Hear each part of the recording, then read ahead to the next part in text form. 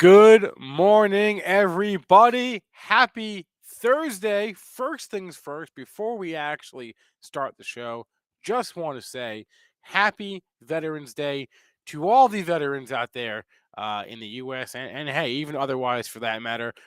Thank you for your service. And now, let's start today's show.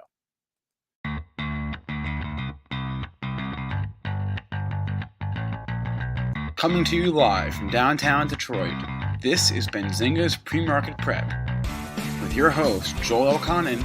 This is a volatile puppy here, isn't it? And Dennis Dick. I'm bidding a penny. I will buy the stock for a penny. With everything you need to start your trading day.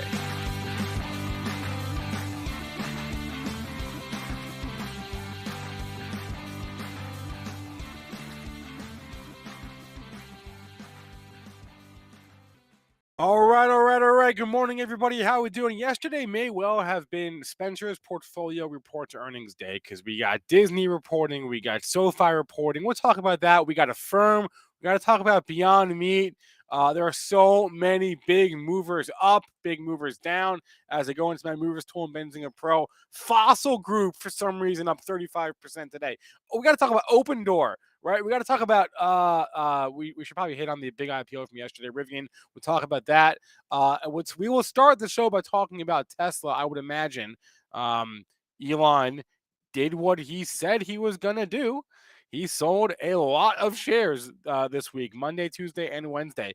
Those filings all hit after hours last night. We'll talk about them, what they mean, what they don't mean, and maybe what will come down the road from Elon. But first, let's bring on, and also before I bring on Joel, our two guests today. Marc Chaikin. It's been a while since we've spoken to Marc. Marc will be on the show at 8:15 today. And then Peter Tuckman, the Einstein of Wall Street, on the show at 9. But first, let's bring on Joel Elconin and his charts. Joel, good morning. How are we doing today? I got a new nickname for you. Oh, gosh. Are you ready? Yes. No. Yes. Chipper. Chipper? Okay. Yeah. Because you're always so chipper now in the morning. You're like, yes, and yes, and yes. And it's like you're so excited. I'm only excited on the days when there's a lot to talk about. On the days when there's not a lot to talk about, I'm not excited. You know what? Lately, there's been a lot to talk about. That's why I'm always excited. Let's bring up the charts here. How are we doing? All right, we're up 16.25 handles. Buy the dip works for the 47,000th time. Up 16.5 handles. 58.50. Pre-market high 61.50. Let's just see. Let's see if we take out that pre-market high and get back up to the close. The 2-day close at 78.25. Crude's on its heels a little bit, down 45 cents at 80.88. Gold in the green by 12.30, 18.60.5. Silver in the green too, 21 cents. Knocking on the door, 25. Bitcoin, the old make a new high and go down trick. That's down 6.45 at 65,430. And Ethereum futures are going the opposite way. You ARBs got to get this right. Up $81.25 at 47.31 even. And let's bring in the best dressed man on Wall Street. Look at this. I even changed my shirt. I was going to go for the 3 days in a row, but Spencer advised me that I shouldn't wear the Benzinga shirt for the 3rd day in a row here. So I went blue for you, Joel. And you know what I did last night? What'd you do? For the first time since February of 2020. He went to a Michigan basketball game. Exactly. Yep. And Did they win? They won. They look okay. No, they didn't look good. Come on, they didn't look good. I watched a little bit. You don't need to look good against the Buffalo Bisons. Did you see how many players he put in there? No, I didn't. He rotated a lot, but Right. I would say 87.5% people were wearing masks, and it was fun. So yeah, Awesome. Back to first indoor sporting event. When I'm going to a concert, I don't know. But a lot of singing going on at concerts. Yeah, a lot of shouting at matches and a lot of singing going on. I don't know what's worse, singing or shouting. So I'm not going to any of those things yet. What do you want to talk about, Dennis? Are you getting killed on anything today? You know what? Actually, no, which is like the first day this week that I'm not slaughtered on something. So I'm sure in the long-term portfolio, I'm slaughtered on something. There's a lot of stocks moving down 30%. I probably have one or two of them. Although I don't have the Disney, and I called that one out. So maybe we should Yeah, start with let's the start House with of the Mouse. House of Mouse. Can we Yeah. start Yeah, I with people- tweeted out right Wait. before, 3 minutes before. I was nervous about this report, and I was worried. You know, I've been nervous. I've been talking about it in the Can we Disney start with Plus Elon? subscribers Can we start with numbers. Elon, please? Ooh, You oh, don't is that have what the Disney? No, Okay, go to what's, Elon. what's it We went say out on of the upper order. right? Joel, we didn't read. We got to look and read the right thing. It's right on the screen. I'm talked getting about I'm this getting in a a call from second. Raz right now. It says follow the script. we I talked know, about and we this. didn't. Look, we jumped right over Elon because we talked to Elon forever. I got sick of talking. We were talking in the pre-market show when we were prepping it. So I kind of thought we already talked about it, but we haven't talked about it on the air. So let's Oh. go. Elon sells. Yay. So yes, Monday. Here's the timeline of events. Monday, Elon Musk exercised a little over 2 million stock options. Sold about half of those on Monday. Tuesday and Wednesday sold another 3.5 million shares. Those sales were worth around $3.9 billion. So in all, he sold a little less than $5 billion worth of stock over the last 3 days. Now, some of those sales were pre-planned. It says it in the filing, and I can actually share my screen and show you. Let's see this. Show us the pro. Show us where to get these numbers, because if you're a subscriber to Benzinga Pro, and a lot of our listeners are, show us how to do this. So I'm on like the Benzinga Pro home screen right now. I'll go full screen here. I'm on like the Benzinga Pro home screen. This is the default screen for everybody. I went to Newsfeed. You go to Newsfeed. You change your sources. I've got Benzinga Wire. I'm going to uncheck that, and I'm going to check SEC. Okay, That's all your I'm going to SEC click filings. done. These are all your SEC filings, and then I don't care about XRTX or Lucid this morning, but I do care about Tesla. So I'll just search for Tesla here on the top there, TSLA. Oh, bada bing, bada boom. Holy mackerel, it is a lot of sales. That's a lot of sales. And so the first one you will notice here came out at 6:24 p.m. last night. That's the one I tweeted. Right. This was the one that showed him exercising his options.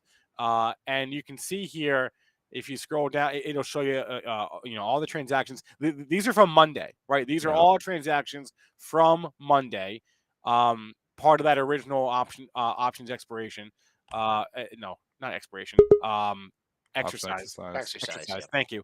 And yeah, so and these were pre-planned, because it says it right there, right? Boom.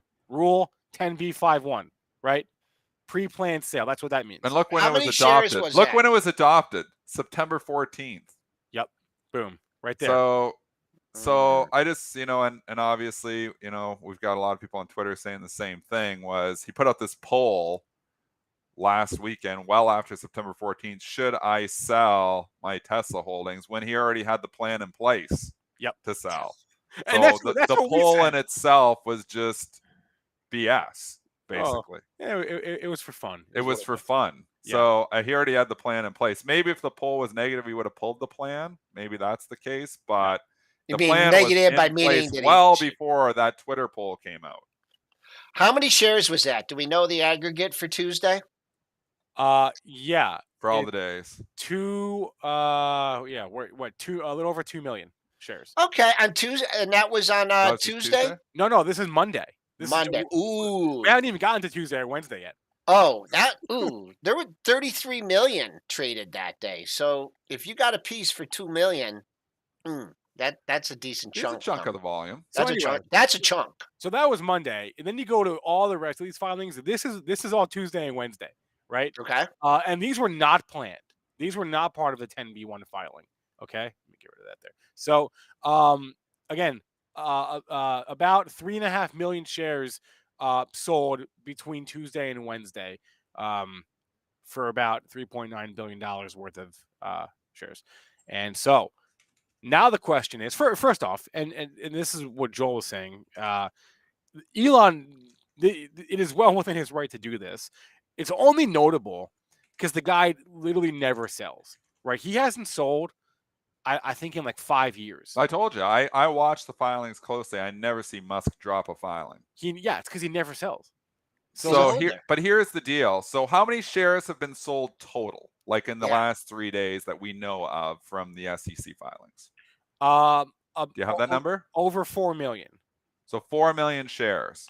He owns, and you can see in his trust, he still owns 166 million shares there at the bottom, if that's the last one. Yep. So, and it was 171, I believe. So you're right, over 4 million shares. That's But if he says he wanted to sell from the Twitter poll, he says, should I sell 10% of my holdings? That's not 4 million shares. That's Nope. 17 million shares. Yep. So there could be another 13 still to go if he is indeed going to sell 10% of the holdings. So this is not 10% of the holdings. This is Good. about 2% of his holdings. So there could be another 10% to go. So just, being careful here because the stock is ripping, thinking he's done. It's up 27 points, thinking he's done. Full disclosure, I do have a small position on Tesla. It's really minute. I should just cover it so I can freely talk about it. But because it's just a leftover odd lot, actually. Okay. I've covered my Tesla. Wow, is that due diligence or what? Yeah. So it was a little piece of an odd lot. I didn't even realize I still had. So I had shorted this, last night after it had popped $30 because I thought this was stupid. Thought it was popping $30. It hasn't come in at all. So I don't know. Maybe it will come in. I just want to be able to talk about it. Will I reinitiate the short on Tesla? Maybe. I don't get it. I don't get why it's up 28 points. I don't get something off and do take a position on it. So I don't know what to say. I don't understand. So now I'm flat Tesla. So now I'm going to freely talk about it. I don't understand. I don't understand why it's up 28 points when he's only done 20% of the sales he was going to do. Does everybody think he's done? Is that the reason? I'm asking you guys. Yeah. I also don't know. If it wasn't, doing a simple math, Dennis, no. If he's going to go and he said he would abide by that poll, that means he's still got about 13 million shares to sell. So that means he might be selling today. He might be selling the next day. He might be selling the next day. I mean, it's taken him 3 days to get rid of 4 million. So if he's got another week and 13 million to go, he could be doing this for another week. Yep. So I don't totally get why we're rallying here. But it's up 27 points. I may reinitiate the short again after the show. We'll see. I don't totally understand it. But when I don't understand something, maybe you shouldn't be trading it either. So yeah, it ripped and roared after the filings because everybody maybe thinks they're done. But when you do the math on this, I don't think he's done selling. Chat says they agree with you. I think there's more filings to come, and it's popping up. Musk sales could put pressure on the stock, so I think the 27 points here is a gift, to be honest. So I haven't had time to drill down on my levels yet, but I do have one level in mind that I'll discuss with Elon later on, moving forward. But it's a nice bounce. Got to 1120. That's your pre-market high. The volume was pretty big yesterday. Dipped under 1,000 was bought. I would, if I was still long this and I was like taking the whole Elon factor out, I wouldn't want to see it go red today. I'd like 1067.95. I'd be like, man, I sat it out those 2 days and now it's getting to bounce. I don't want to be, and what about 1100 now? Could that be a level? Like institutions that are long a zillion shares, they're not going to say, they don't have to file it, but they'll say, wow, man, I missed 1200. Maybe it'd be good to peel out of a couple million at 1100. There's no direct level there. But, if it gets to 1110, they hit some. At 1090, it hit some. So he might not be the only one selling out there. But that close is pretty important. 1067. You could also do the 50% retracement of the full move. 1243 down to 987. That's my number, Dennis. 1115. That's 1115. That's the one I texted Eli. Okay, so 11:15, and that's where we struggled here in the pre-market here as well. Yes. So obviously we got to 11:20. It looks like at 4:00 in the morning, and everybody got so excited. Yes. So excited. Oh, Elon Musk is done selling. I better buy. Let's do the math. The math says he's not done. So the math says I don't want to be long it yet if he's not done. We put a poll in the chat. 82% say no. We don't think we may have slightly influenced that poll because we just said we think he's not done, and then we did a poll. But I don't think he's done. We don't know. Maybe he is done. Maybe the filings are still to come. Maybe he already sold it. It's a good point. So you got up to it may have sold more Tuesday and Wednesday that we haven't seen yet. But I think he's still got more to go. I don't think he's got this all done here in the matter And of the why the last heck 2 not? days. I mean, it's such a. I mean, man, the guy built a company. He built the stock. He He held can on do what this he whole wants. time. Yeah, Yeah, he can I do think what people should just like forget about. I mean, not Well, forget but it it. If was you're stock long to though, stock. Joel. So What? I don't care. I'm not saying he's doing anything wrong. Although when he put out that poll and he had pre-planned sales already in place, is kind of a little bit This is stupid. interesting It's to say stupid. the least. But It was dumb. It was dumb. he can do what he wants. I have no problem with him selling stock. He's held the stock forever, so sure, I have no problem with that at all. I'm just saying if he's still got 14 million shares to dump, I think the stock probably is going to, maybe give up these gains. So we'll see. You know what I want to know is what's he buying? What's he putting his money into? Right? Well, first things first is he's paying a lot of I think taxes. taxes. Yeah. Yeah. The first He's thing. buying taxes. Yes, he's buying taxes, and then maybe I don't know, maybe dumping it into SpaceX. I don't know. Okay. All Probably. right, 16 minutes. Can we move on now? Well, to- we No. can. We'll move- talk Elon Musk for the Oh, entire no, hour. now we got Marc Chaikin. Yeah, we can move on with Mark.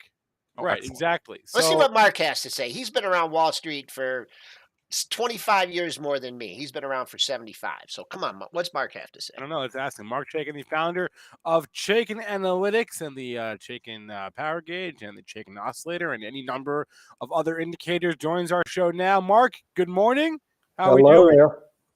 You don't expect me to talk about Tesla, do you? I don't know. I don't know. Is he done? I What's said the 4 change? million. It I doesn't don't think he's matter, done. guys. Come on.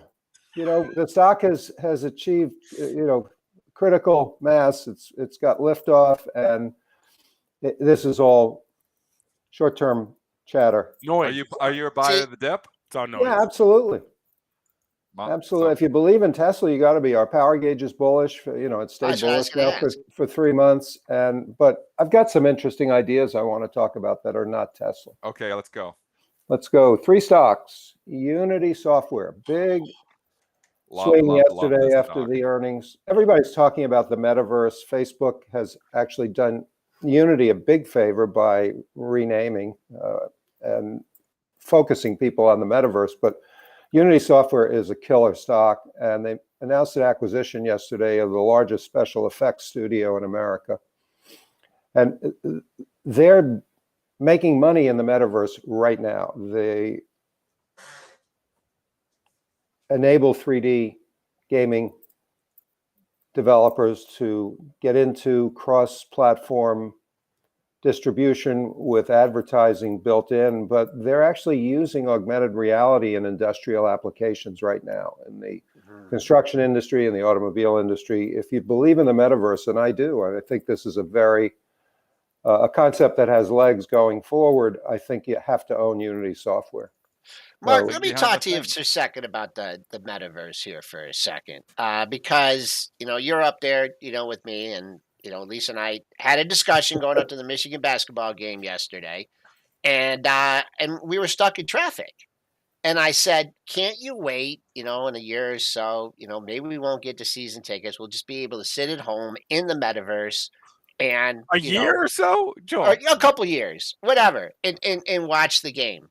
And she got very upset with me, and she was like, "No, I'm going to the games. This whole I've been mentioning metaverse in my household for about 3 months, and everyone's been poo pooing me, and now now it is all over the place. I mean, I guess it's where do you see? I mean, there's a generational shift. This is definitely we're moving up and out. So this is just it's going to be a generational shift, and this is here to stay. What do you think about Yeah, that? I agree with that 100%. And the trend was accelerated with the lockdowns that we saw, where people got comfortable not going out. Although I think they are going out to concerts now, and Houston being a horrible, tragic outlier. But I don't know if we've had. I go back to the 1950s. They had 3D movies where you put on glasses, but this is serious stuff. A construction manager can walk through a building site with an engineer and with these goggles on from Unity and actually see where a duct is going to go and how that's going to affect the floor Good plan. point. This is so. I always like companies that are making money before the trend. So in the metaverse, you have NVIDIA because the chips are key and the AI stuff is key. But I love Unity. I love the price action. And there was a wild day after the earnings were reported. The stock had traded at a new all-time high, sold down 20 points in the morning, and then rallied to make a new all-time high. And that's with Cathie Wood selling a significant part of her position. So sometimes these sales don't mean anything. If Elon Musk was selling his majority position and not going to be tweeting about the company anymore, then I'd be very concerned. But Elon Musk is going to continue tweeting positive things about Tesla. They're going to have free access to capital basically forever, as long as Elon's tweeting and they keep delivering cars. So I like Unity. And then the second stock I like is the first time I've talked about a Bitcoin stock is Marathon Digital. Ooh, did not see that one coming. Marathon you like Marathon up here, the miner. I love it. I love the story. I first got into it when I was out at the Stansberry Las Vegas conference 2 weeks ago. Recommended the stock at 53. To the conference, it ran up to 83, I guess on Monday, and now it's pulled back to the 65 level. The story here is really compelling to me. They mine Bitcoin. They had 30,000 quote unquote miners. I guess those are the computers that, do the grind. And they're upping that to 133,000 miners by the second quarter of 2022. So at current prices, they have the ability to mine $2 billion worth of Bitcoin every year. And if you think Bitcoin is going up exponentially, as a lot of people do, then this is a really leveraged, interesting play and very liquid. You don't have to open a Coinbase account if you don't want to. What happens when the mining's over? I mean, once all the Bitcoins are mined and we're at like 17 whatever million of the 21 million that are going to be in existence, what happens after that? And I obviously I'm not a crypto fanatic here. I just, wonder on these miners that are all making a lot of money mining right now. And there's actually obviously competition for them too. We've had Frank Holmes on this show multiple times who obviously has Hive blockchain, which I own as well, because I believe Riot blockchain is a competitor as well. As more and more competition comes in, like Frank and put the analogy out there, it's like a drop puck, and everybody's trying to get it, and I just wonder if the competition continues to get so intense, if eventually we have an issue in the long run here that there's just a lot of competition. And obviously once the Bitcoins are all mined, isn't that like the end? Like, how does it work? I guess, so Marathon Digital has 500 million worth of Bitcoin on their balance sheet. Some of that they bought in the marketplace, some of that they mined this year. But let's assume that there's still 2 years left and they can mine at current prices $4 billion worth of Bitcoin. Compare it to the current market cap. Bitcoin doubles. Now you got $8 billion worth of Bitcoin. What are they going to do with it? Well, they can sell it. They own the Bitcoin. They can sell it and invest in who knows what, NFTs, augmented reality.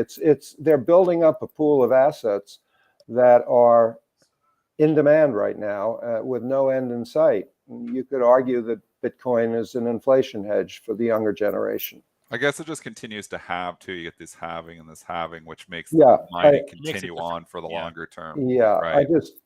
I think this is a really interesting play. They're doing it here in the U.S. and Montana, North Dakota, a little bit in Canada. And it's an interesting play. Very volatile stock. I think you got to buy it on the dip. I like where it's come down. Joel, do you see a support level here on the chart? I mean, it broke out from 65. I'm looking at the chart here, and it came back down there yesterday. So I like when you have, old highs, as new support. So we'll take a look at that. I guess no one's concerned about energy consumption anymore or energy usage. I guess no one cares about maybe that in anymore. Wyoming, in Montana, they don't care about it. That's what I've never really totally understood is this is green energy understanding this. I don't totally get it, but I mean, we've had Marc Yusko on the show arguing that, this is green, but because they use, obviously more efficient energy sources. They're not coal mining it here, but I don't know. I kind of still think this is a waste of energy in the long run, the whole Bitcoin thing. But I guess if you think it's going to replace the financial system, which I do not believe that, and I own Bitcoin, full disclosure. So, I'm talking against my book here, but I've always wondered the whole energy, and Elon Musk has wondered this as well. He tweeted it a year ago, when Bitcoin took the dump, that, he didn't know if he could get behind it because of the energy concerns. So I'm not sure how that all fits in. I'm clearly late to the party here in Bitcoin and Ethereum, but I will tell you, I opened up a Coinbase Pro account for my granddaughters. Oh, wow. To try and build a college fund. And, I had an alternative. I could have bought stocks, so I probably would have bought the Spider and the QQQs in equal amounts. And in 10 years, what are they going to do? Are they going to double? Whereas Bitcoin and Ethereum have the potential to go up 10x. Now, will they do it? Is there a reason they should go up 10x? I couldn't tell you that, but that's what the young people think. Whatever the gens are, Gen X, millennials, wherever they are, they believe in this as an alternative to a central bank-based system. And the more you get into privacy issues, the more it becomes relevant to them. So is it a store of value? No. Is it an inflation hedge? Maybe. Is it an alternative currency? Yes. And you just have to find the safest ways to play it. But my point about opening the Coinbase Pro account, I've had online accounts, as you have, Dennis, with TradeStation and Schwab in the beginning and so forth. I pick up my iPhone and in a glance, I see what these, the top 5 digital tradables are doing. And I see a mark to the market account with all my information. They make it so easy to trade and transfer money in from your bank and back out again that I can see why the younger generation is getting hooked on this. They've made it easy to get in and out, whether you're an investor or a trader. Also, the 24-hour market. Exactly. You're not dealing with gaps. You're not. I was talking to my one buddy who is real active, and he's like, "Yeah, I never. There's never gaps. It's like boom, 11:59, and then boom, it rolls over. That's why I follow the futures. I know sometimes they're out of sync with what happens during the weekend, but at least I got an open, I got a high, I got a low, I got a close. I mean, I can't, unless I can automate my Bitcoin levels at 11:59 and 59 seconds. It's tough, but there's a lot of things to be said for that. Is anybody doing good Bitcoin analytics? Technical analytics? Yeah, I'm sure. That's a good Sure question. Yeah, like Quantify Crypto does some good stuff. I know we've got their heat map on the platform. There are a few other names. I can't think of them right now. There's one that I had open for a long time, and I'm blanking on it. But someone was using Chaikin Money Flow early on with Bitcoin, but we're looking at it. I think if there's nothing there in terms of real value, then technical analysis has to be a big asset. Yes. Yeah. I think it's all technical, but I really think where you hit the nail on the head here is the inflation hedge. I think you've got money managers that see the CPI number yesterday and think, I don't want to hold cash, so I'll hold Bitcoin as a cash alternative here. Yep. Because at least that should hypothetically, try to keep up with inflation here, because we know the Fed just keeps, printing money. And, we can argue, Peter Schiff was wrong for a long time, but let's look at what's happening here now. We've got inflation. You can look back to Peter Schiff's book from 2006, Crash Proof, and say, yeah, he was wrong for 13 years. But the pandemic has kickstarted a lot of stuff that Peter Schiff talked about in his book, where we do have inflation issues here now that don't seem to be going away anytime soon. And the younger generation, and even myself, see crypto as a hedge against that inflation. I think that's the real driver. Dennis? Yeah, I do. And if I had the choice between Bitcoin and Ethereum, I would opt for Ethereum just because they're transaction-based blockchain. More practical uses. Practical uses, but they're going to go hand in glove pretty much. The other thing, since you brought up inflation, moderate inflation and low interest rates is a really bullish prescription for the stock market. It could be. And, sure, the 10-year yield went up yesterday, but the Fed is not going to do that. If the market decides to do it, the Fed will step in at some point where they think it's gone too far. So I'm still bullish on the market overall, even though we've gotten into my 4,700, 4,800 range as of Monday, because inflation and low interest rates is an incredible prescription for, there is no alternative. It's a TINA market. Yes, it is. And that's why I stay, somewhat fully invested here too. I mean, I was up to, back in the summertime, I was up to 40% cash because I was nervous, but then you just start analyzing, you think, I can't be that much cash because where is money going to go? I mean, I just see it just keeps trickling into the markets and obviously into crypto as well, but it's trickling into alternative investment classes. It's trickling into everything except cash, like US dollars. So I'm with you. That's exactly my scenario. Too much cash in the summer and close to fully invested now. Marc Chaikin is the founder of Chaikin Analytics and Chaikin Money Flow and the Chaikin Power Gauge. He joins us every other Thursday to talk about the markets, and he's still bullish. Is the summary here, Marc? Always a pleasure. We'll talk to you again in a couple weeks. See you in the metaverse, Marc. No, actually, Thanksgiving is a couple of weeks. So let's reschedule. Right. So let's do a Thanksgiving special. Let's not do that. Let's not do that. Oh, 8:15 in the morning. Dennis is working. Dennis is not taking a day off. They force me to work every day. We'll all be up roasting turkeys or whatever your alternative. It's not going to be Beyond Meat based on the earnings that came out with today. That's a good segue. He just gave us our segue into our next talk. No, we got to follow the script, Dennis. Schedule it's earnings. Day. It's on the script. Wait, hold on, real fast. It's because the chat's asking for the three stocks. It was Unity, it was Mara, and what am I forgetting? Was there? I didn't mention it. Doximity, DOCS. They also reported. Here's a company that's actually making money in telehealth as opposed to Teladocs, which has lost money for 19 years. And the CEO was on CNBC yesterday, and he really makes sense. This is his second appearance. He came on after the first earnings report. Now he came on again.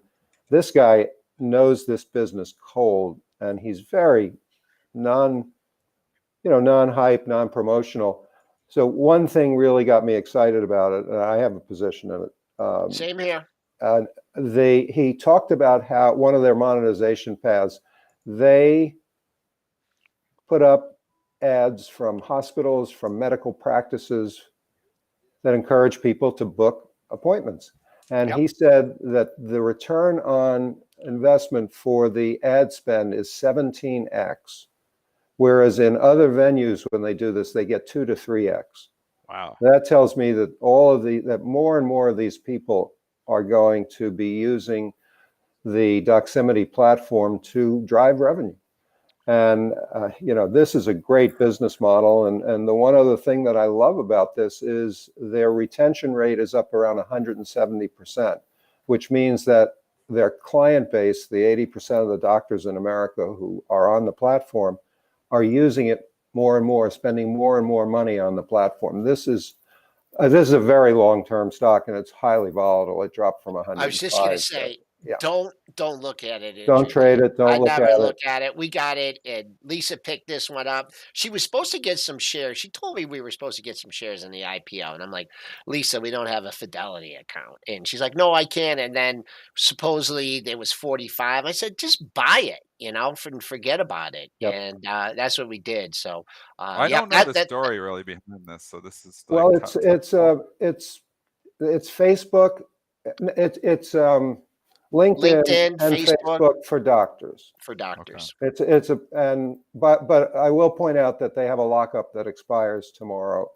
That's 6-month lockup from the original public offering. So, and that's part of the reason the stock just sold. They sold down on a great earnings report. It was down 20% after the earnings came out on Tuesday night. And so, who knows what kind of selling pressure the lockup will generate, but any weakness in here based on that. DOCS is the DOCS. Yeah. Thanks a lot, Marc. Thanks. Be good. That's great, Marc. You're great. Schedule a date that's not. I'll email you. Let's do it. All right. Enjoy. Oh, sorry. I just cut you off. Sorry, Marc. Real fast. Wait, just to put a bow on the Bitcoin conversation, Dennis, I forgot to mention this to you yesterday, but I should have, and I will going forward. On days when we get economic data like that, you have an instrument. You have a Bitcoin instrument you can use as a hedge. You can go to BITO or BITO, right? You can go Yeah. to the Bitcoin. I don't know if you saw that yesterday, but you can go to that, right? It And you spiked can off use the number. that too. I keep forgetting about that one. It spiked It's off gonna the take number. a while to figure that one out with the stocks It too. spiked off the number. It spiked right off Yeah, the number, right? yeah, So yep. so you It know you makes have, sense, but then it sold off too. So well, yeah, way it's later. interesting. Like it's tough. Bitcoin is its own animal to a certain extent, so it kind of does its own thing. And All right. logically thinking, you think, oh, inflation's hot here, I better get in Bitcoin. I mean, that would have worked for about a hot minute, and then they pulled the rug out from under it yesterday. So All right. So It that's why is. trading. It's okay, tricky. we skipped Disney. Let's go to Disney real fast. It's the exact opposite of how things were last year. The rest of the business is recovering, and Disney Plus is not doing so hot. They reported 2 million new Disney Plus subscribers in the quarter. It was their lowest number for new subs in a quarter since the service launched in November of 2019. And it is a dramatic difference from the growth numbers that we saw during COVID, right? When we're seeing quarters of 13 to 20 million new subs in a given quarter. Now 2 million subs, new subs last quarter. We know that's kind of the only thing that investors kind of care about with regards to Disney. So even though the rest of the business is doing okay here, Yeah. the slow growth Disney Plus, not what you want to see. The EPS missed. The sales did beat a little bit. And then the call was a big meandering call. They talked about so many things. They mentioned the metaverse, doing their own metaverse. Yeah, Not sure yep. how that'll work, but that's the magic word of the week or the month. I don't know. It was. I didn't feel good about the report going in, and I feel vindicated here. Well, I specifically, and I'm going to pat myself on the back on this one here because I have so many Twitter haters that say I get 100% of my calls wrong. So in this case, I absolutely hit the nail on the head on Disney. I said it on the show that I was nervous about this stock. I tweeted out 3 minutes at 3:57. I tweet out, I think the Disney Plus numbers are going to disappoint. We will find out in a few minutes. They absolutely disappointed. The stock is down $10 here. So maybe I only get one right out of 100 according to my Twitter followers, but I 200. definitely got this one right. This was low-hanging fruit. You could just feel like just from watching my own kids, they don't watch it as much as they did, and they're the target audience. Even other people were tweeting back at me on that saying, yeah, they don't watch it. They don't watch it. The Disney Plus has a serious content issue. The CEO said it on CNBC in an interview saying, we're going to come up with better content, with better content. Because the content that they have is awesome, but they don't simply have enough of it. So they need more content. If they want to compete with Netflix, they're going to have to start building, the non-kid stuff out there. Kids 3, 5, 7 years old still like Disney Plus, but you're not getting the Spencer Israels. You're not getting the Joel Alconans to go and unsubscribe from Netflix. And you can subscribe to both.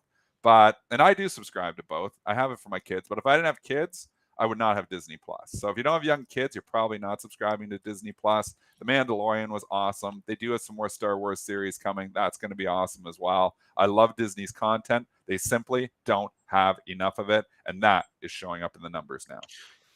Wow, I got so many things that I want to say on this. The first thing is I wish I would have put a date on that upper line there, that 168 area. Just bounce, bounce, bounce, bounce, right? You could have bought it how many times off that? Now you're busted through it. So now you want to get a, if you're hoping to get a pop on this, I don't know, it could always fill that gap at in 174, but that 168 is going to be loaded with sellers because that was the bottom of the range. And then you look at the monthly candle there, and this is the candle I'm referring to. You went quickly up from 150 to 160. I would get, and also you had these tops at the 150 area. I remember that's where I would get interested in Disney, is if it came in to 150, or if I had a long-term short in the issue. Also, they were talking about the metaverse, and I don't know how that's going to do for your theme park business. That's what people were saying. Yeah. And then I just wanted to go to one. And this is the last thing I'm going to say about the metaverse. Okay, is that this is we are in the metaverse right now. Okay, we Dennis and I, along with the programmers at Benzinga, we had to create the metaverse because remember when we first started going the show, Dennis, we could not connect with you. We went through how many different platforms? Remember that? Skype and all these different things. So the Trying metaverse to is nothing figure out new. pre-market prep. Yeah, the metaverse is nothing new. I mean, this has been, I mean, this whole show, everything we do, this is really, it is. I So it's don't know. just getting started. This is the But we metaverse, but created it. We created Adam Bratt. I don't know if he listens to the show anymore. We drove him absolutely crazy. Because remember, Dennis, I remember Adam Bratt. we tried how many different platforms? And we still switch every week. You still try and get us to go to what was the last one? Restream? Look, I mean, this is the metaverse. yeah, the technology we use now didn't exist back then. That's one thing. It was on Skype for the longest time. And then Skype, Yeah. how did Microsoft mess Skype up? I don't understand. Remember? Skype worked for the that longest time. Skype could have been so much more. And Yeah. you know, we know Microsoft, the most valuable company in the world, but you're right, they dropped the ball on Skype. You know, it is what it is. I mean, you look here, the metaverse. I think we got to. Is Disney going to be a big part of the metaverse? I think that's where we're going because we're still talking Disney. I don't know. I think so. I do. I think that they can, you know, utilize this in their theme parks. I think that there's a lot of technology here. I do think Disney is going to be a big part of, you know, the experience of the metaverse. I think that the parks can be a big part of the experience. I love that storyline. I think we're early though on that storyline. They got to get past the Disney Plus because right now, the biggest problem with the Disney stock, and this is why, you know, I love the company Disney. I love the content they produce. I love the parks. The biggest problem they have is that they have a huge Disney Plus premium built into the stock. Huge. And that's getting zapped out of it to the tune of 10 points today, to the tune of maybe 10 points tomorrow. It's tough to be a buyer of this company when the Disney Plus is not performing, and it's such a big part of at least the story behind it. I know it's not a huge part of the revenues, but there is a 30, 40, 50 point premium in here for Disney Plus, and some of that is getting sucked out of it here now. And so would I be a buyer at 140 on Disney? Absolutely. Maybe even 150. Maybe 150. Because you still got the parks. They are going to be a metaverse play. Maybe they will figure out Disney Plus. It's not going away. You know, maybe they'll come up with more content. Maybe they're going to address. I liked hearing CEO on CNBC saying we're going to come up with more content because I've been complaining about this for 6 months that they don't have enough content. So they're listening. They're listening to what the people are complaining about. That's an ugly looking monthly. That's all I can say. We'll find out tomorrow. Tomorrow is the Disney Plus content extravaganza. That could be a nice pop. If you're stuck on this and you want to wiggle out at 170 or something, 171, that could be a nice pop, a nice fluff where now they have great what great timing. They have the earnings, they talk about content, and they have this. What a dog and pony show. I mean, what timing for them to do that. But the last thing I'll say about the Disney Plus thing is they did still reaffirm their long-term Disney Plus guidance. Even though they just missed badly as far as numbers for last quarter, they still said, hey, by the end of 2024, we still think we could have between 230 and 260 million Disney Plus subscribers. So what they're saying is in the next 3 years, we're going to double. We're going to more than double is what they're saying. That's it. And now it's a question of does the street believe them or not? What do they do with those parks? I mean, if you talk about a reopening trade, we're coming out of this pandemic. I mean, these parks should be picking up. They are, and they did. They did, and they are, but nobody cares about that, Joel. So that's just the way it is. They just care about and they are, and we are, and it is a reopening play, and there is a buying opportunity on Disney. I'm not saying shorted into oblivion. I think the easy money was made just being shorted into this report. And maybe you're covering today, but you are taking out critical support here too. I think it's got a date with 160. I don't know if we're going to get 150. I think I would be a buyer at 150 in the long-term account. You do have that pesky little low 160.52 back in January. I think it's got a date with that. I think we could eventually see 160. Maybe get a little bounce there. Maybe. Just too much. You know, the reason that you might get a bounce. 160 is a psychological level. The reason that I don't put as much confidence in that is because of all the months that it held 168, right? I mean, there's a lot of people that took long. You guys took some longs over 160, didn't you, Spencer? Or you didn't get in before the big pop. There's a lot of people scratching their head now. 180, 190, 195. It just was up there too long. Too much volume traded. for it to just bounce at 160 and go right back to 180. But we'll see. That's we'll let Mr. Market tell us. But right now, the pre-market low is 164. That's all we can base it on, 164.04. So that's your level for today. The bottom of yesterday's range, if you see that, yippee-ki-yay, man, 173.87 was the low from yesterday. I'm sure a lot of people would like to see that. Where do you want to go? I mean, here's and I've just got a message from a friend, Paul, and he's saying the parks could go virtual parks. What do you think of the thought process of like a metaverse park? Sure, a Disney World. I mean, I agree, Paul. That's a great point, and you just messaged me, but I agree.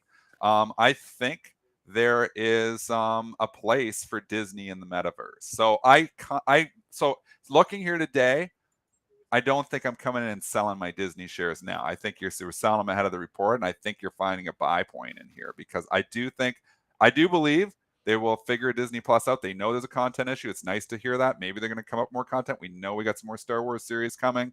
We'll have some more Marvel series coming. So there's going to be, they could fix that problem. And then it is a metaverse play. So I do think that the pullback today is a buying opportunity. I'm just not sure it washes itself out in one day. What if they come out with a metaverse gate where you can go inside Herbie the Love Bug? You can do all of that. Yeah. The metaverse makes sense for Disney and the parks. It really does. So I think it is a metaverse play. I think Disney is a metaverse play. So I think it does bounce back here, and it may not take that long. So it's on my shopping list. Full disclosure, it was on my sell list yesterday. And now it's come that a lot of the Disney Plus premium, you're just losing probably 20% of the Disney Plus premium that was in there overnight. I think there's a play in here to actually be a buyer of Disney somewhere on this pullback. I think you had it right the first time when you said it's a metaverse play, but it's going to take a long time. We're ahead of the story. Yeah. But before people are saying, whoa, Disney is a metaverse play. You don't think of it as, they didn't rename their stock Meta Disney. Walt Meta. Walt wouldn't be too happy about that. All right, let's move on here. Do you want to go to Beyond Meat next? I just say one thing. Yeah. I always wanted to go to Blizzard Beach and get completely soaked and go down that big. Lisa won't go down it. You can do it in the metaverse. I'm not going to do that. That's going to be no fun in the metaverse. Might be. How do you switch lanes illegally in be that'll be easy to do. I don't know how you get that sensation of being wet though in the metaverse. Not yet. Jumping down the slides.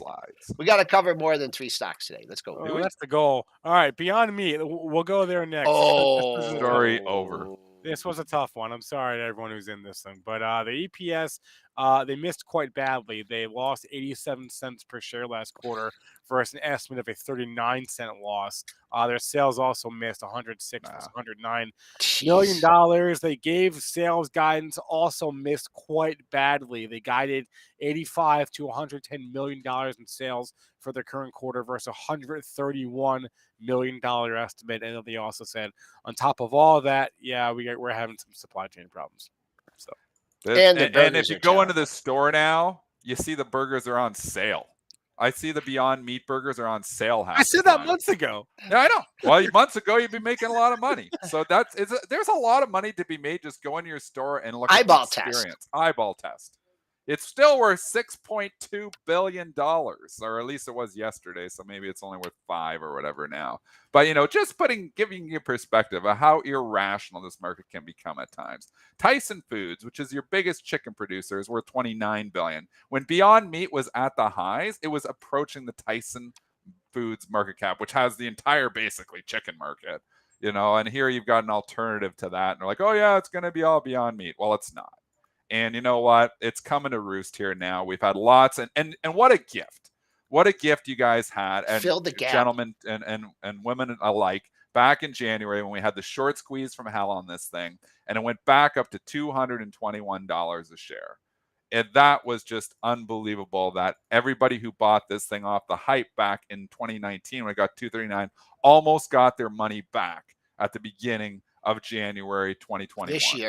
This year. So when you get those ridiculous short squeezes, you sell. And you're going to get more short squeezes in Beyond Meat because there's short float. Well, actually, it's not even that high anymore. So it's already come down enough. I guess it's not that high anymore. But at one time, it was a higher short interest stock. It's not high anymore. So maybe you aren't getting any. Actually, no. Let me go check that. I was looking at the wrong stock. I was looking at Tyson Foods. What's Beyond Meat short interest? It's probably still high. Yeah. Short interest. Yeah, it's still 27%. So you're going to continue to get short squeezes in here. And those short squeezes are all sells in my opportunity. This is a stock in a clear downtrend now, all sells to be sold. I like buying dips on stocks and uptrends like Unity yesterday. Great call, Beyond Triple. Meat, clear downtrend. You got a dip here. I don't buy dips on stocks and downtrends because they get dippier, just like Peloton. How So about this? I'm not a How fan of about buying the this dip dip? today. Why did was it lower guidance or something when we went from like 105, 108 to 90? Was that lower guidance or something? And Yeah, then look at that, because when you mentioned the gift for shareholders, Yeah, Dennis, what was that move the other? was it lower guidance? I mean, I I don't remember I told remember Lisa either. like 6 months ago, I'm like, just don't 20th. buy those things anymore. What was You the big know, sell-off? It was October 20th. It was guidance, right? it was yes, it was. It was guidance. You're Oh, right. so they told you it was going to be They- bad. They told then you it's going to be bad, and then it's bad, you punish it anyway. And it goes up and fills the gap. Who buying Oh. that thing up there? Who's doing that? Who bought that at 108? Why were we not looking at that and shorting the hell out of that, Joel? I don't know. On that gap fill. What a technical trade that was. All the resistance up at 110. They tell you it's lower guidance and comes back 10 days later because the market is just stupid at some points in time. And it fills the gap all the way up to 108. And now we're down to 77. What a gift. What a gift. Every single time this thing rallies, it's a gift in my opinion. Hate it. Next. All right. Do you want to go to SOFI here? Yes, Spencer. You are in this one, aren't you? Yeah. I'm back in black. You said you were going to buy this on a good report. You said you would have no problem buying this at 23 or 24, Spencer. You're right. I guess I absolutely, and I'm not going to back off from that. I did say, if it's a bad report and it goes to 18, I'm not going to average down, but I could average up if it's a good report. I'm not. This isn't a trade for me, right? If it was a trade, it'd be different, but it's not. Anyway, the earnings per share was good. They beat the estimates. Sales beat the estimates as well. So they added 377,000 new members during the quarter. They gave some guidance that came in basically in line for the quarter and higher for the year. And all that comes down to a couple buck move higher. I screwed this stock right up. I had it at 14 and change, right near the lows. I sold it at like 17 and change because I thought it was topping out at 18. It did. Came all the way back down to 15. Again, I don't rebuy it, and now I look back at 23 and thinking, why did I ever sell it at 17 and a half? So that's the problem. If you're going to sell them and scalp, get back in. Didn't get back in. Now missing the boat. SoFi, hot, up near the highs, trying to take out the highs, but you were hanging out at the highs. So that's an important level. Do you use the platform, Spence? No, I don't. Oh, okay. Sorry. No, I'm just curious. I mean, because to me, I don't know a ton about the company, but it seems like like the banking for. But I probably should though. The new, the what are you guys? Gen what? What do they call it? They're running out of letters. Well, Z is the current one. Yeah. Okay. Yeah. Pre-market high in this one. That comes in at 24 and a quarter. You haven't been up there in a long time. You have an old. Let's see what happens. I mean, you take out that You know what happens when stocks blast off and take out the pre-market high. Don't know where the heck they're going to go. Monthly high at 24.95. If you're looking for another target, SOFI, SOFI. All right. Where should we go to OpenDoor? This is so interesting because we were wondering, like, OpenDoor, closed door. Well, no, it's open now. It's open now, but what are they going to say? What are they going to say about iBuying? I said this. Yeah, you did. It ended up being a really good report, where the EPS beat, their sales beat, and they gave guidance above the estimates. And the takeaway was that what happened with Zillow, they're on the opposite end of the trade. Basically, yeah. This is not a instant buyer business model problem. This is a Zillow problem. They screwed up. OpenDoor is profiting from it. They're doing what Zillow tried to do. Yeah. So it was a pretty great report for OpenDoor. It was basically just an indictment on Zillow. The one issue you're going to have is you have massive, epic, super duper resistance up in the 24 area. And that's where we kissed right after the report. You can see the big pop up right to resistance points. Use these Joel Alconin levels. They work a lot of the times. In this case, it worked again. So you got epic, huge resistance above here. So it's hard to just come in here and be a buyer. I do like the fact that, it's rallied and it's obviously getting it all back, but it's a stock that broke trend and now you're getting back above it. if it could get up above 25, it actually becomes more interesting Yeah, than very, at very, 23.5 to 24. Joel, I said it perfectly. So Joel, yeah, can comment. nothing. Yeah. No, excellent. All right. Next.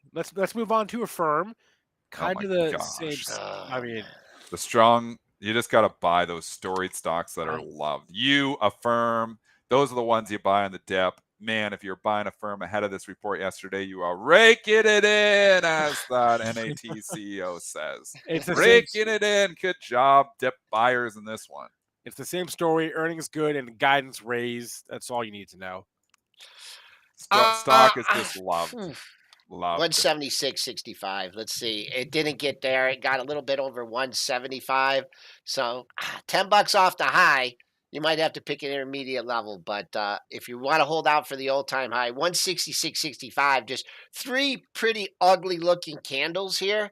So like your 140 calls, they were absolutely worthless yesterday, and they're now worth $25. I don't know how you don't lock it in, but we'll see. I'll tell you, I think both of these stocks, Affirm and Unity, I'm going to throw out the poll. Which one hits 200 first? Because I think they both become $200 stocks. Ooh. So which one? Obviously, Unity has the lead. It's 178. This one's 165 and change. I think it's going to be Unity just because it's closer there. And that candle yesterday on Unity was unbelievable. Stock down 9%. They bought the hell out of that. Then they didn't even waste any time. They could not stop buying it yesterday. I like both of these stocks. And this is at least from technical basis. I got a chunk of this in like 21 and a half, 22, and had a little bit for a swing trade, and I pulled a Dennis. Which stock? MQ. Okay, you moved on. Yep. And Yeah, that's up 15% this I morning. know, and it just kept on. I lost track of it, just trying to pick it up off in a swing trade, and still got it in the long-term portfolio. Never letting it go, but nothing today, and a little bit of regret. Up 4 sticks. Earnings for MQ last night as well. So, they had earnings too. Yes. What a dummy. People are asking about Palantir. Are we getting the most loved stock on Wall Street? Is it this is a trading range stock, folks. Yes, it is. Yeah. So if that's what you like to do, then pick your range and stick with it. Right now, that range is what, 22 to 27. You were just at 27. Really? Wait for 22. I would say like even lower than that. 20, 21, 22. Really? You're a buyer. If you're thinking that this is just going to be the same type of chopping up, this has been, you're exactly right, Joel. The kind of stock you want to sell premium on if you're an option writer. It's the kind of stock that you're buying, you're channeling. Remember that channelingstocks.com? You're right. 21, 20, 22, probably a buyer. 25, 26, probably a seller. The one thing I will say is that is an ugly 2 days, so it's not easy sledding back. So you're going to have epic resistance up at 24 now from the people who bought it after day one, saying, oops, I was a little bit too early. So they'll want to get their money back. So you get up in the upper 23s, you're going to find resistance. So I'd be more inclined to actually sell the rip on this one around 23.5 to 24, looking to bring it in around 21. And I don't know how much is it going to affect their bottom line, but they bought a big chunk of gold. Remember that? Did they? Yeah. I don't know if we know anything they do. Yeah, we do know that. They Check the bought pros, gold. Spencer. Yeah, I'm not making it up. No. Gold keeps going, Joel. The inflation I know, trade is on. It's working. Silver got too. the gold. When did Palantir buy gold? I did not make this up. Go to the pro. Well, they also bought Bitcoin. Didn't they buy both? Hold on. Let's look at the pro. I don't even know. Do we still know what they do? Do we understand what Palantir does? Yeah, they have government contracts. But what do they? Okay, they work for the government. They fight for the government. They work for the government. That's what they. When did they buy gold? August, Joel, August 17th. Ooh, yeah, August 17th. Right. Let's see where gold was back then. They're buying the dip in here. Right. Look at that. Maybe on this day, or maybe in this area. So they bought a lot of it. But anyway, someone just mentioned, they said they saw ride at 15, and I'm like, oh my god, it's at 15. We're gonna get Marcus back on the show. Ride closed the deal is what happened. If you're wondering what happened, 15%. They closed 15%. They closed that deal with Foxconn for the sale of their facility. Good. Yeah. Good for them. When you're selling stuff, it's usually a selling opportunity for the stock too. So sorry, Yeah. not a fan. I'd sell the rip. Spiked. Oh man, got to 750, Dennis. Yeah, so they've already sold the rip. I Yep, continue sold to the sell the rip. All Not a right. fan. It is 9 o'clock, so Yeah, you got your guest. I'm gonna hop. Triple D. I'll talk to you at 10 o'clock.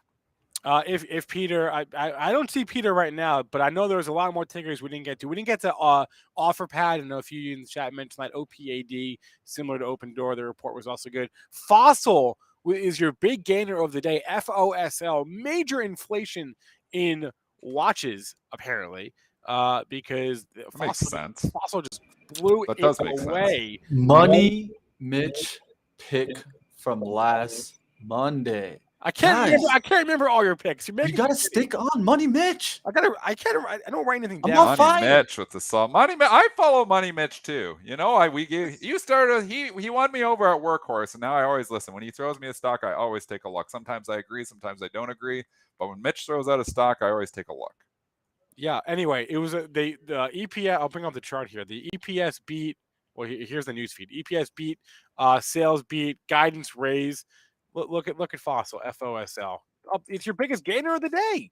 So like 30%, more than that. Look at this. It's a big move. I don't chase moves, but you know, it kind of makes sense. People are buying stuff, man. Buying watches, alternative asset classes, alternative to cash. It makes sense. I wish I would have listened to Money Mitch. The trade was 3 days ago when he gave the pick on Monday. Wish I would have listened. I'd be up 33% right now. So that's all I can say is good job, Money Mitch. Good pick. And then go back to my movers tool. You can just see the biggest gainers, right? We had Affirm. We talked about that. Affirm. Biggest loser of the day besides Beyond Meat. Two big ones: PaySafe and Bumble, both moving off earnings. I'm sorry. I know there's a few people in our chat long PaySafe, PSFE. It's not going to get better. Doesn't look safe. I fear they missed and then they cut their guidance. And Bumble, I didn't actually look at that report yet. Let's take a look, see real fast. They bumbled it. EPS down year over year. Sales barely beat their sales number. The estimate there. They gave sales guidance for the quarter. Looks like it was okay. Sales guidance for the year was okay. Best in breed is match. You know, so Bumble's trying, but I don't know. You're back near the all-time lows here. I always say, write this one down if you haven't written it down over the last 5 years. When a stock's making a new all-time low, you got to go, and you are very, very close to making a new all-time low in Bumble. So you could bounce here. 39 is a critical level. That's the 3 lows back from May, June, or back in May. We're going bang, bang, bang. Yeah, we're right there. Lows. Yeah, we're right there. Huge level. I tend to think it's going to take it out, and I tend to think it's going to get ugly after that too, because then it's all pain. So we'll see. It might bounce here the first time, takes it out. If it eventually breaches it, though, I absolutely don't want to own it. So 38.91 is the all-time low. I never want to own a stock making a new all-time low. It's usually a recipe for a disaster. Usually it is. All right, Dennis, have a good rest of your day. We'll talk to you tomorrow. I hope your kids feel better. Let's bring on Peter Tuckman here, live from the trading floor in his house, a.k.a. the Einstein of Wall Street. Peter, good morning. What's up? What's up, Benzinga Nation? How's everybody doing? We're doing. How are you doing? I'm okay. I'm actually not at the stock exchange. I'm in Houston visiting my family. Oh, you're not at your house or these things. You're live from the trading floor in Houston. Excellent. The new Houston Stock Exchange. The new Houston Stock Exchange. All right, Peter. I have been very excitable the past couple of weeks because there's been so much going on. Of all the things, of every day, there's like a dozen stocks up 20%, a dozen stocks down 20%. Not even all of them are earnings related, which is kind of the craziest thing to me. Of all the things happening, what has your interest? What is top of mind for you right now? You know what? I have to really address what you're talking about because I think it's really super important. You know, when we talk about day trading, people are like hopping into stocks on hype. Yeah. You know, at the highs of the day with some of these stocks making major moves. And we keep begging people to realize that it's just the FOMO is a dangerous prescription for trading because, you know, I get it. People don't want to miss out on these things. But every day there's another one. Every day there are 4 or 5 of them. We're seeing moves, whether it's earnings related, whether it's Fed related, whether it's the hype and the stocks are getting memeified. You know, those moves, those volumes, the volatility is wild. So I beg everybody to be patient and really use technical analysis when it comes to these names, Yeah. because they're dangerous. When you have a stock going up, as we, I think you and I mentioned it last week, was with CAR. When you see a stock go from, I think it had traded wildly before we spoke last week. When you see a stock go from 159 to 547 and then back to 260, and you see a majority of the volume above the $400 or $500 range, that a lot of people are getting hurt in the stock and not making money. And then we come back to it, and then you see the moves on earnings. You see the PayPal. Then you saw Peloton, right? You're seeing Peloton get cut in half. You saw Myrna selling off $60 2 days in a row. And so some of these names, I don't look. We always talk about, especially with David Green too. We've seen this movie before. Well, I don't really think it's clear I've ever seen a movie before where you're seeing the valuations get cut so badly. Stocks go up and down. Look, good news market goes up, bad news market goes up, and no news market goes up. And then you're seeing earnings come out that are positive, stocks go down. Earnings come out that they missed and they go up. So it's kind of confusing, right? Is it a matter of the expectations are sort of ill described, or with earnings, or whether the trade is too crowded, or you've got just have you ever seen that? You watch what happened in Peloton, right? Look, Peloton was the golden child during COVID, and I get it. People are starting to go back to the gym and all that, but is it worth a valuation cut in half? Is it a supply chain story? The exaggeration in moves on the way up and the way down are incredible. Earlier in the show today, we were talking about Elon Musk selling his shares, and the question came up, I think in the chat, or maybe just a question we've had. But when someone like Elon Musk is selling, millions of shares across a couple of days span, how is he or his broker, how are they doing that? Because you're used to being on the floor and you've seen big orders and big institutions work in and work out. How is he working out of that position? Is he just going off the VWAP? It's a really good question. We've often described, when you and me, when we started to talk about a little historically how the market used to work. We talked one day, you and I talked about block trades, right? The way when market makers used to make deals, we'd come in, we have 100,000 to sell or 1 million to sell. A bid was made, we would hit it, and then we would proceed to work out of a large position on whether we're getting into a stock or out of a stock. In today's world with algorithms and whatnot, I know on the floor that my handheld can really give me an option of 30 different algorithms. I can be aggressive, I can be passive, I can be a TWAP, I can be a VWAP. I can be 5%, I can be 10%. So, and those are algorithms that every broker upstairs has access to. There are other platforms that people are able to trade through. Is he giving it to a broker on the floor? It is a NASDAQ stock, so we don't trade Tesla.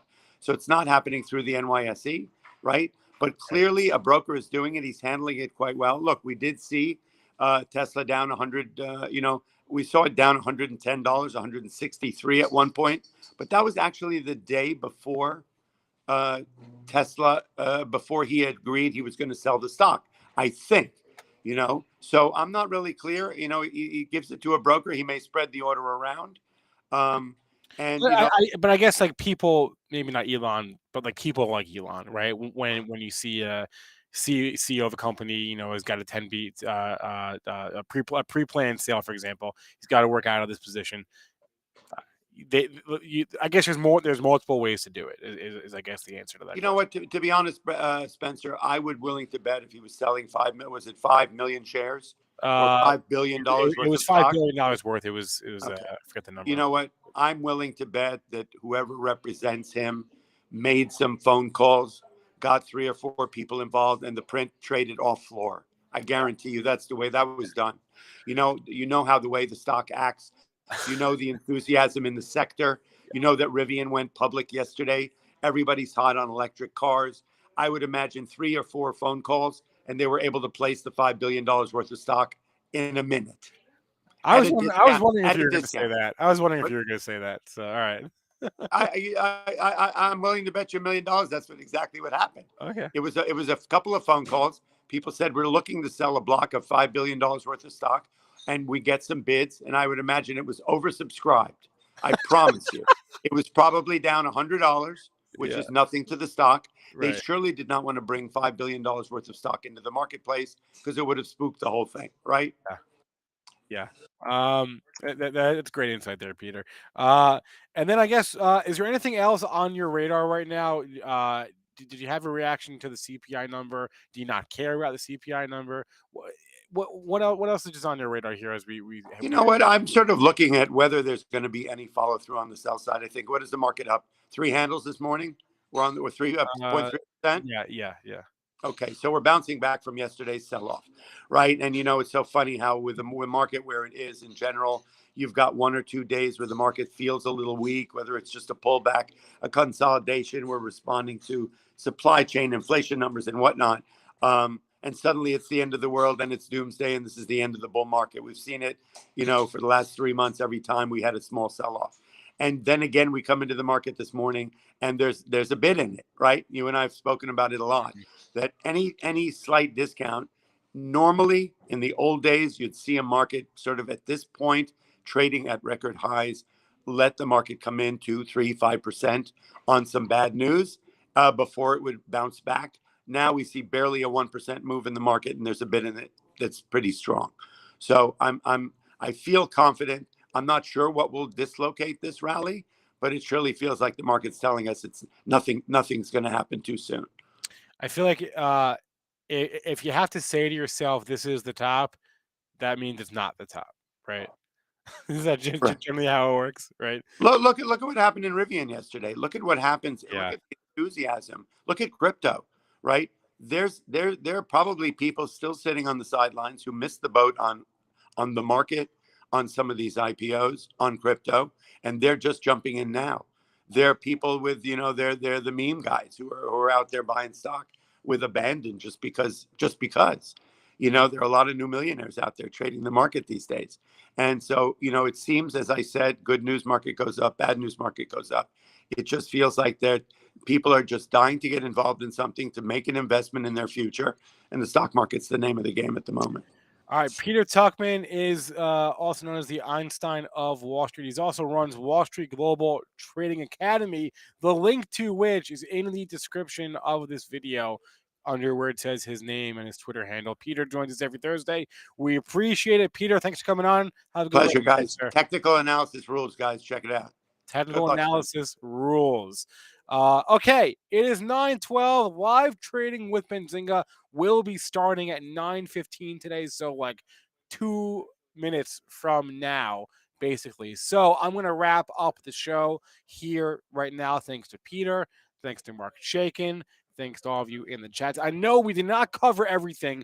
We never can, unfortunately. There's so many questions from the chat we didn't get to.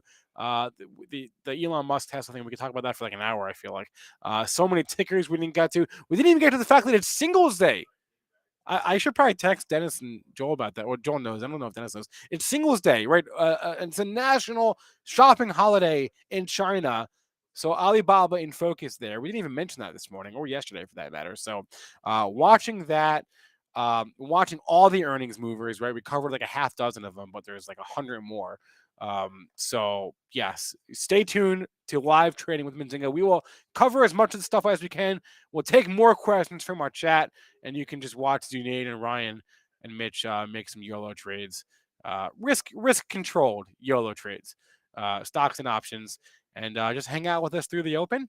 And that being said, please remember all the information from our show is meant to be used as informational purposes and not for investing or trading advice. If you can, before you go, do me a solid and just like see that thumbs up on the screen. It looks just like that, right?